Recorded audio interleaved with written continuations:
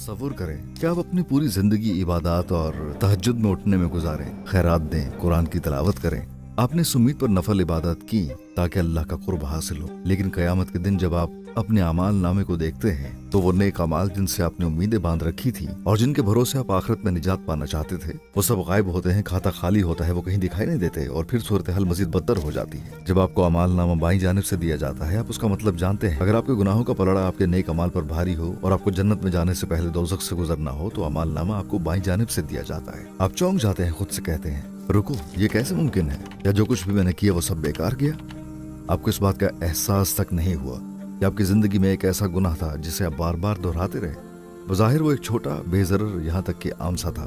वो क्या है? पीठ पीछे बुराई, चुगली, गीबत। एक ऐसा गुनाह जो इतना सादा, आम सा लगता था कि आपके जहन में कभी नहीं आया कि ये आपकी मेहनत से कमाए गए अजर को सिरे से मिटा कर रख देगा।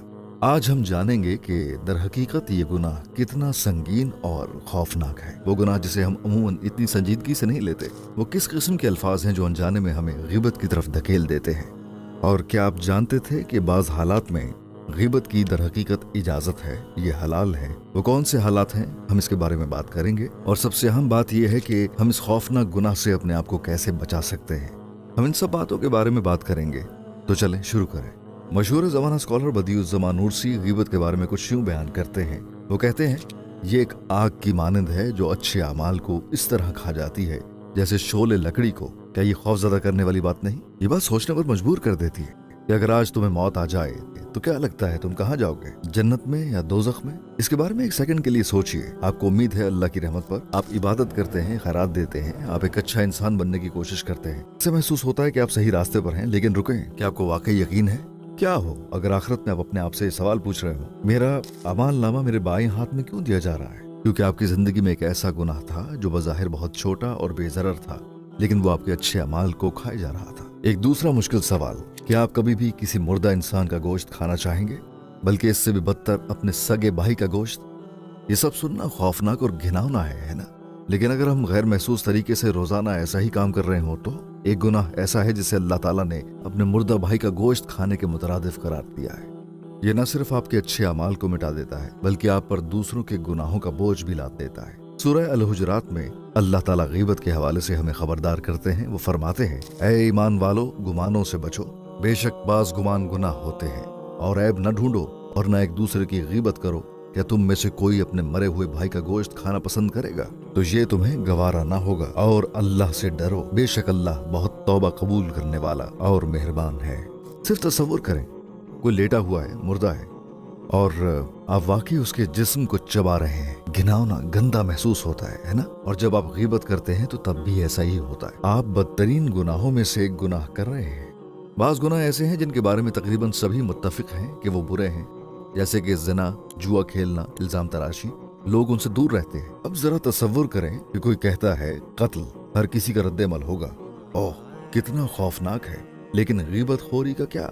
ये मुख्तलिफ है ना? ये इंतहाई आम सी और बेज़रर समझी जाने लगी है। ये कत्ल की तरह नहीं है, ये बड़ी मासूम सी लगती है। हम तो सिर्फ गपशप कर रहे हैं। लोगों की नजरों में कितनी बेज़रर है और दर हकीकत यही वजह इसे बेहद खतरनाक बनाती है। गपशप करने वाले इस मासूम गुनाह की तावील पेश करते हुए कहते हैं कि हम तो सिर्फ बातें कर रहे हैं, इसमें कौन सी बुरी बात है, या मैं तो ये बात उनके सामने भी कह देता, या लेकिन जो मैं उनके बारे में कह रहा हूँ वो सच है, या फिर ये कहते हैं कि मैं उनकी परवाह करता हूँ इसलिए कह रहा हूँ। हालांकि हमारे नबी अलैहिस्सलाम का इरशाद है कि गीबत ज़िना से भी बदतरीन है। हो सकता है आप सोच रहे हो, रुको, ये तुम क्या कह रहे हो? क्या मतलब है तुम्हारा? ये ज़िना जैसा कैसे हो सकता है? जाहिर है आमतौर पर ज़िना एक बहुत बड़ा गुनाह है, लेकिन सारी गीबतें एक जैसी नहीं होती। गीबत की बाज़ किस्में शायद बड़े नताइज का बायस न बने, लेकिन बाज़ औक़ात एक वाहिद जुमला बड़ा कोहराम मचा सकता है। ये जिंदगियां तबाह कर सकता है, फितना पैदा कर सकता है, बल्कि बाज़ औक़ात तो कत्ल तक की वजह बन सकता है। तसव्वुर करें कि आपके कहे हुए अल्फाज किसी की मौत की वजह बन जाएं। आपने उनसे इज्जत से जिंदगी गुजारने का हक छीन लिया और किसी दूसरे शख्स को कातिल बनने पर मजबूर कर दिया। बताएं कि गीबत की ऐसी किस्में इसे ज़िना से भी बदतर नहीं बना देंगी? लिहाजा गीबत की बाज़ किस्मों के नताइज बड़े गुनाहों से भी संगीन हो सकते हैं, जिन्हें हम कबीरा कहते हैं। सोचें इस बारे में। गपशप की वजह से कितने खानदानी तनाज़ात शुरू होते हैं, कितनी सारी दोस्तियां टूट जाती हैं। सिर्फ चंद लफ्जों से कितने सारे झगड़े और कीना जन्म लेते हैं। ये बात तो और भी ज्यादा संगीन है कि अगर आपकी तरफ से शुरू होने वाली गपशप से किसी की जिंदगी तबाह हो रही है और उस शख्स ने आपको माफ नहीं किया तो फिर आखिरत में आप शदीद मुश्किल में गिरफ्तार हो जाएंगे, क्योंकि जब बात हकूकुल इबाद की आती है तो अल्लाह ने माफी का इख्तियार उन्हें दे रखा है। बिल्कुल इसी वजह से अल्लाह ने गीबत को मुर्दा भाई का गोश्त खाने के मुतरादिफ करार दिया है। वो कुरान में सवाल करते हैं कि तुम में से कोई अपने मुर्दा भाई का गोश्त खाना पसंद करेगा? हमारे नबी अलैहिस्सलाम की गीबत के हवाले से एक हदीस है जो वाकई चौंका देने वाली है। मोहम्मद अलैहिस्सलाम फरमाते हैं, मिराज के दौरान मैंने लोगों के एक ऐसे गिरोह को देखा जो अपने तांबे के नाखूनों से अपने चेहरे और सीनों को नोच रहे थे।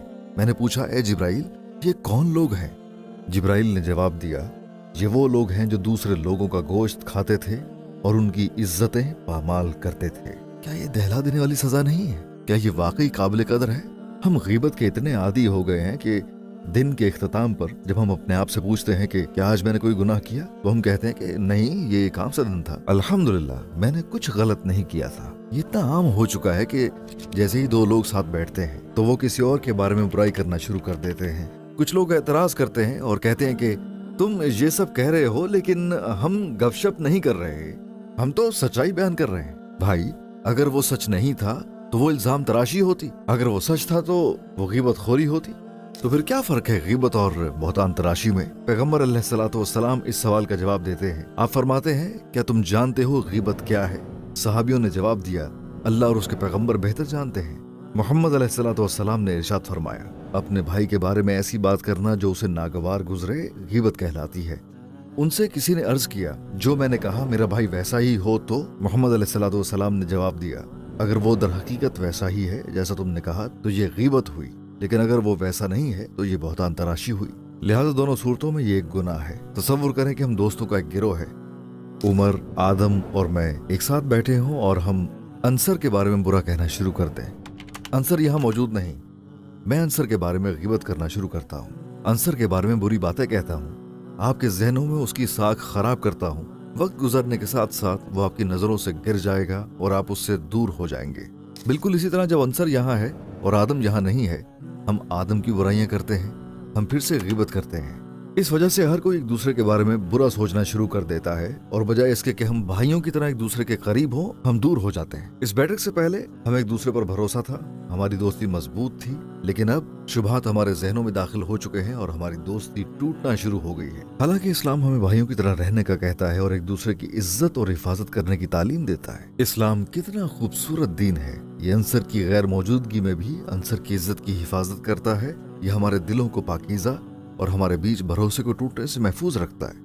एक जबरदस्त कहानी मुझे याद आती है। शेख सादी अपने बचपन का जिक्र करते हुए कहते हैं कि मुझे अच्छी तरह याद है कि मैं अपने बचपन में भी अपनी इबादत के हवाले से बेहद पाबंद था। मैं रातों में उठकर अपनी इबादत में मशगूल हो जाता। एक रात में अपने बाबा के बराबर बैठा था।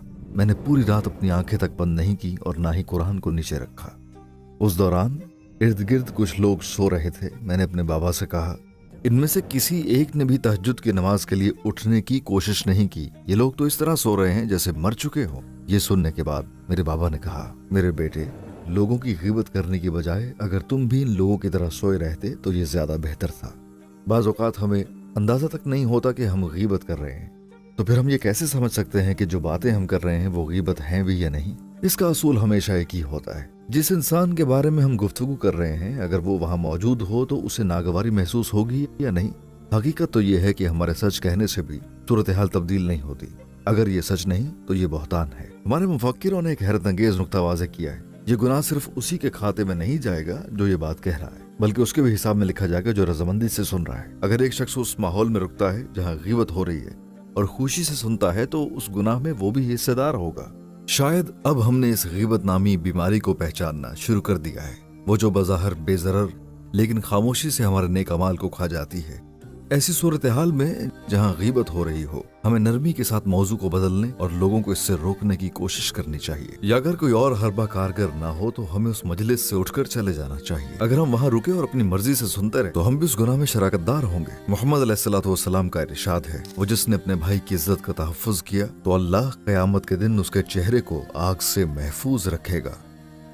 वैसे बाज़ औक़ात कुछ सूरत हाल ऐसी होती हैं कि लगता है कि गीबत हो रही है, लेकिन दर हकीकत ऐसा नहीं होता। बाज़ ऐसे खास मौके पर गीबत जायज़ हो सकती है। वो कौन से हालात होते हैं? पहली सूरत हाल, मजलूमों के लिए इंसाफ का हुसूल। अगर किसी शख्स पर जुल्म हुआ हो तो वो अपना हक हासिल करने के लिए किसी बाख्तियार इंसान के सामने शिकायत कर सकता है। दूसरी सूरत हाल, किसी को पहुंचने वाले नुकसान या धोखे से खबरदार करना। अगर किसी को नुकसान पहुंचने या धोखा खाने का खतरा हो तो उसे उसकी इत्तला देने की इजाजत है। मिसाल के तौर पर, अगर किसी में बुरी आदतें हैं और कोई उससे शादी करने के बारे में सोच रहा हो तो उसके सामने सच्चाई बयान करने की इजाजत है। तीसरी सूरत हाल, अगर कोई शख्स सरेआम गुनाह का मुर्तकिब होता है, अपने गुनाह पर फख्र करता है और उसके गुनाह बताने पर भी उसे शर्मिंदगी ना हो तो उसे उसके गुनाह बताना गीबत में शुमार नहीं होगा, क्योंकि उसे अपनी हरकतों पर फख्र है। चौथी सूरत हाल, फर्द की शनाख्त जाहिर किए बगैर उसकी खामियां बयान करना। पांचवी सूरत हाल, किसी को उसकी मशहूर उर्फियत से पुकारना।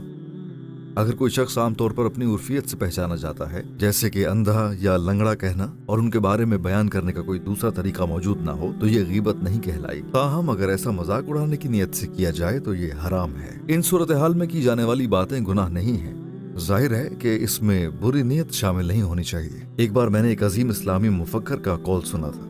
कहते हैं, मैं दूसरों की खामियां नहीं देख सकता क्योंकि मैं अपनी ही देखने में मसरूफ रहता हूँ। अगर आप वाकई गीबत से दूर रहना चाहते हैं तो आप अपनी खामियों पर ध्यान देने से आगाज कीजिए। हमें बहुत सारी ऐसी आदत हैं जिन्हें दुरुस्त करने की जरूरत है। अगर हम उन पर तवज्जो मरकूज करें तो यकीनन हमारे पास दूसरों की कोताहियां देखने का वक्त ही नहीं होगा। एक कौल जो मुझे बहुत पसंद है, जब दूसरों की खामियां देखने की बात आती है तो लोगों की नजरें उकाब की सी तेज हो जाती हैं, लेकिन जब मामला अपनी खामियां देखने का हो तो वो शुतुरमुर्ग की तरह अपना सर रेत में छुपा लेते हैं। शायद आप ये सोच रहे हैं कि मैं गीबत के मामले में वाकई मोहतात नहीं था और मैंने माजी में बहुत से लोगों के बारे में बातें की हैं, तो अब मैं क्या करूं? वो गीबत जो आपने की और वो बातें जो आपने अपनी मर्जी से सुनी, आपको इन दोनों कामों के लिए तौबा करने की जरूरत है। और जिन लोगों के बारे में आपने बातें की, आपको उनसे भी माफी मांगने की जरूरत है। यहाँ दो हकूक हैं जिन्हें आपने पामाल किया। पहला है हकूकुल्लाह। आप उन गुनाहों की तौबा कर सकते हो जो आपने अल्लाह की मशीयत के खिलाफ किए। हर नमाज के बाद या जब भी आपको याद आए आप कह सकते हैं, या अल्लाह, मैं माजी में अपनी तरफ से की जाने वाली गीबतों और मुस्तकबिल में जो खताएं मुझसे हो सकती हैं उन सब के लिए माफी का तलबगार हूँ, आमीन। दूसरा, उनका हक जिनके साथ आपने ज्यादती की थी, अगर मुमकिन हो तो उनके पास जाएं और कहें, भाई बहन, खुदारा मुझे माफ कर दे। मुमकिन है आपके बारे में ऐसी बातें की हो मैंने जो आपके लिए नापसंदीदा हो। ये वो चीजें हैं जो हमें करनी चाहिए। क्या आपने कभी इस दिलचस्प तजाद को महसूस किया है? लोग अमूमन उनकी बुराई करते हैं जिन्हें वो पसंद नहीं करते, है ना? लेकिन दर हकीकत वो वाकई उस आदमी पर एहसान कर रहे होते हैं। इसके पीछे एक कहानी है। एक शख्स दूसरे के पास जाकर कहता है, सुनो, कोई तुम्हारी पीठ पीछे तुम्हारी बातें करता है। तो बजाय गुस्सा होने के उस आदमी ने उस शख्स के लिए तोहफा भेजा जो उसकी गीबत करता था। जब उस गीबत करने वाले को तोहफा मौसूल हुआ तो उसने हैरानगी से पूछा, तुम मुझे तोहफा क्यों भेज रहे हो? उस शख्स ने जवाब दिया, मैंने सुना तुमने मुझे अपने चंद नेक अमालों का तोहफा भेजा था तो मैं वो एहसान उतारना चाहता था। दूसरे लफ्जों में, जब आप उस शख्स की गीबत करते हैं जिसे आप पसंद नहीं करते तो दर हकीकत आप उसे आखिरत के लिए इनाम और अपने लिए सजा दे रहे होते हैं, क्योंकि अल्लाह आपके अच्छे अमाल लेकर उसे दे देगा जिसकी आप बुराई करते थे। अब इस बारे में सोचिए। अल्लाह हम सबको महफूज रखे। अगर मैं और आप कहीं जहन्नम में चले गए तो इसकी क्या वजह होगी? शायद किसी बड़े गुनाह जैसे कत्ल, जिना या शराब नोशी की वजह से नहीं, राइट? लेकिन उन गुनाहों का क्या जो बज़ाहिर छोटे और बेज़रर हैं, जैसे गीबत? आप वाकई इनकी वजह से जहन्नम में जा सकते हैं और आखिरत में आपको अपने अच्छे अमाल उनको देने होंगे जिनकी आप गीबत करते थे। क्या ये वाकई इस काबिल है? तो लिहाजा बार बार तौबा करें।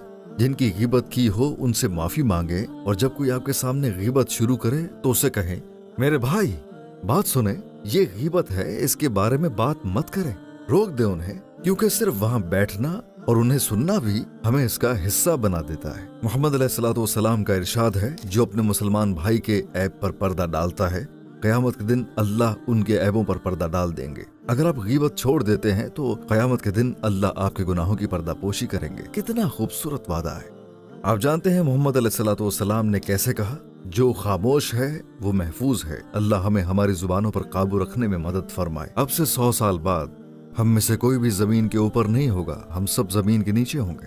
वो जो ये वीडियो देख रहे हैं, एडिट कर रहे हैं, बोल रहे हैं, वो सभी एक बीज की मानंद जो जमीन में बो दिया जाता है, जो नया दरख्त बनने के लिए अपना रास्ता खुद तलाश करता है। हम भी मिट्टी में दाखिल होंगे और अपनी नई और अबदी जिंदगी की इब्तिदा करेंगे। और यही वो हकीकी सवाल है कि हमारी नई जिंदगी में हम कहाँ होंगे। जन्नत में या जहन्नम में। हमारी आखिरत को तबाह करने वाले ज्यादातर गुनाह हमारी जुबान से निकलते हैं, जैसे गीबत, झूठ, बहतान वगैरह। तो बहुत मोहतात रहिए। जिसने अपनी जुबान पर काबू पा लिया वो महफूज रहा।